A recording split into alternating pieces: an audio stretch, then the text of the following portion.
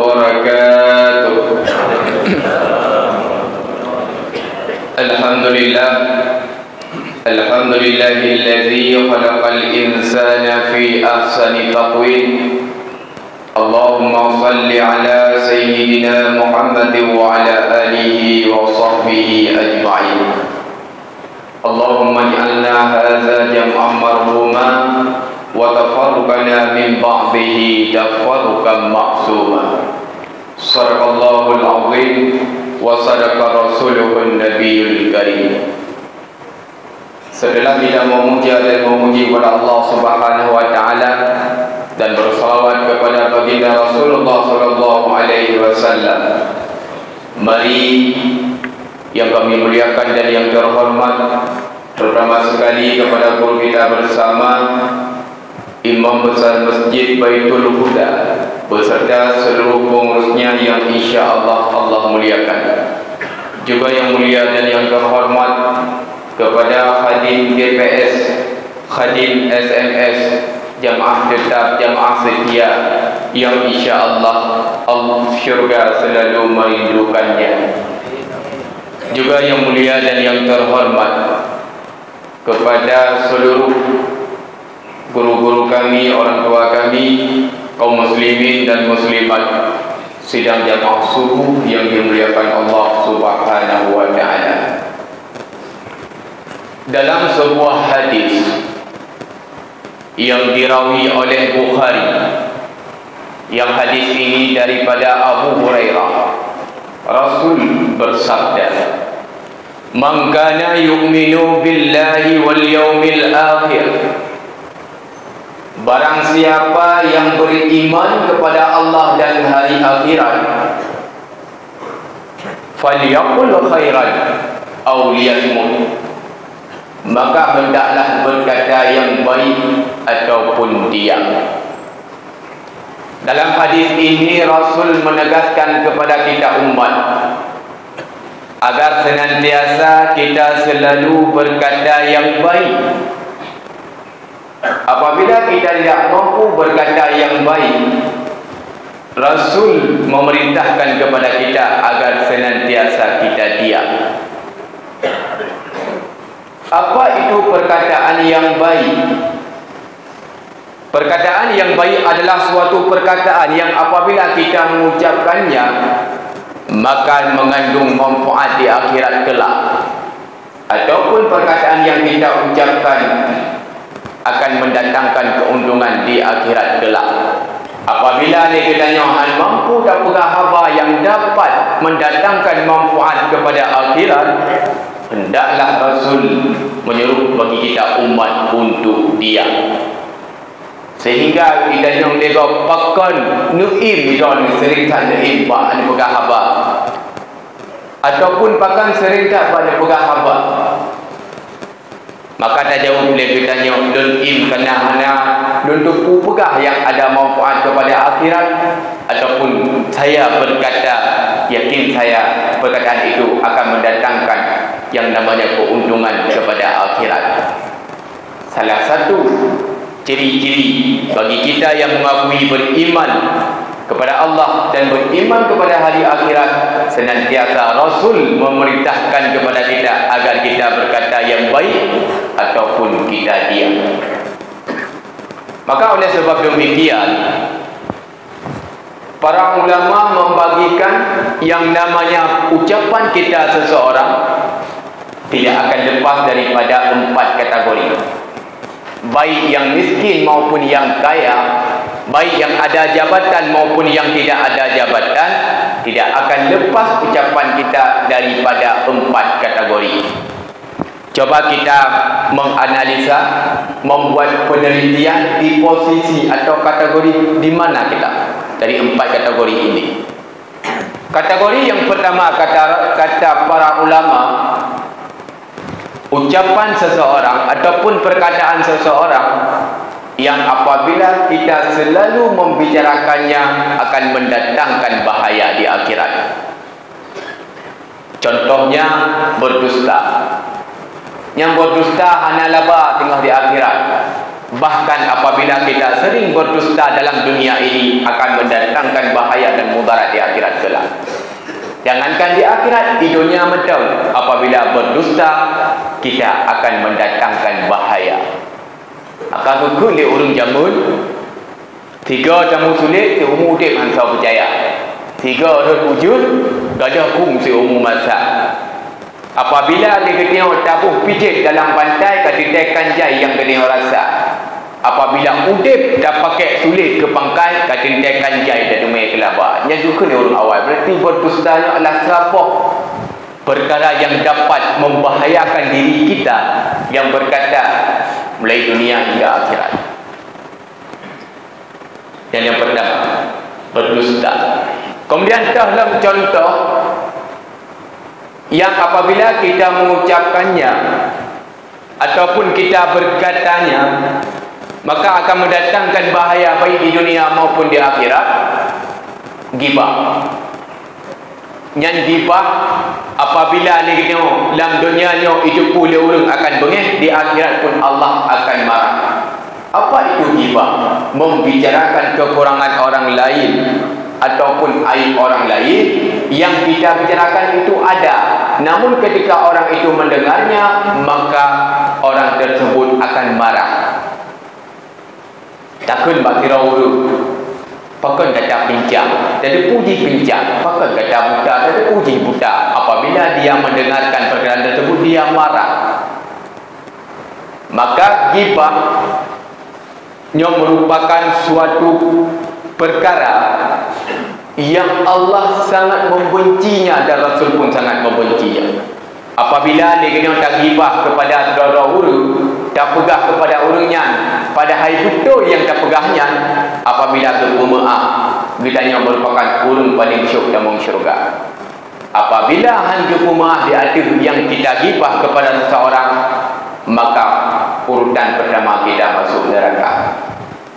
Maka perkataan yang pertama kata para ulama, yaitu perkataan yang mendatangkan bahaya baik di dunia lebih-lebih di negeri akhirat, itulah perkataan berdusta ataupun ghibah, dan setingkat yang keduanya. Adapun yang kedua kata ulama, ucapan seseorang yang dilakukan dari hari ke hari, malam ke malam, itulah perkataan yang mendatangkan manfaat semata-mata di akhirat kelak. Di antaranya berzikir, nyolaba di akhirat. Kemudian membaca Al-Quran, bersalawat, mengajarkan ilmu, tausiah ataupun berwasiat di atas kebenaran dan di atas kesabaran. Adapun perkataan yang ketiga kata ulama, itulah perkataan yang tidak ada, yang ada manfaat dan ada bahaya. Mana contohnya? Ketika kita memuji seseorang, kita puji dia tampan, kita puji dia kaya, kita puji dia punya jabatan. Ketika engkau punya jabatan, engkau mampu membangun agama Allah, pegah-pegah baurun, berlecih lagi don punya pemimpin yang dia bangun agama Allah, rakyat akan senang. Boleh lagi don yang nak kaya sehingga dermawan, boleh lagi don nak tampan, maka orang yang kita puji dia akan senang, itu manfaat. Tapi di sisi lain, orang yang kita puji itu akan menjadi mudarat ketika dia larut dalam pujian kita hingga dia timbul kesombongan. Dia akan menganggap dia lebih hebat, dia akan menganggap dia lebih mulia. Maka ketika timbul kesombongan, kesombongan merupakan suatu penyakit hati yang apabila kita tidak bisa mengobatinya, hancurlah ibadah dan kebaikan kita. Adapun perkataan yang keempat kata para ulama, perkataan tersebut ada bahaya, tidak ada bahaya, tidak ada manfaat. Bahaya nak, manfaat hana tidak pegahnya. Contoh keindahan suatu kota. Dawa tak ingat tak pegah keindahan kota tak ingat, hanya manfaat di akhirat dan hanya bahaya. Maka di antara empat perkataan tersebut kata para ulama, Cuma satu perkataan yang sangat dicinta oleh Allah, yang sangat dicinta oleh Rasulullah, yang senantiasa kita umat harus melakukan ucapan tersebut, karena ucapan tersebut dapat mendatangkan manfaat di akhirat kelak. Itulah perkataan yang senantiasa mengandung zikir, membaca Al-Quran, bersalawat, mengajarkan ilmu agama, dan kemudian berwasiat di atas kebenaran dan di atas kesabaran. Begalak-galak dia kena tamu tutup. Padahal Rasul telah memerintahkan kepada kita, mengingatkan kepada kita umat, banyak bicara, banyak salah. Banyak salah, banyak dosa. Banyak dosa, tidak ada tempat lain bagi kita kecuali neraka. Maka orang-orang yang selalu berkata yang baik, orang-orang yang diam daripada perkataan yang sia-sia, yang tidak ada manfaat di akhirat kelak, maka orang tersebut akan selalu berada dalam ridha Allah. Dan bahkan ada suatu kejadian, mungkin kan sering kena dengar, tapi menjadi evaluasi ulang bagi kita ni, yaitu sebuah kejadian yang hamba tersebut dia dijamin oleh Rasul menjadi sahabatnya di dalam syurga. Apa ibadah utamanya?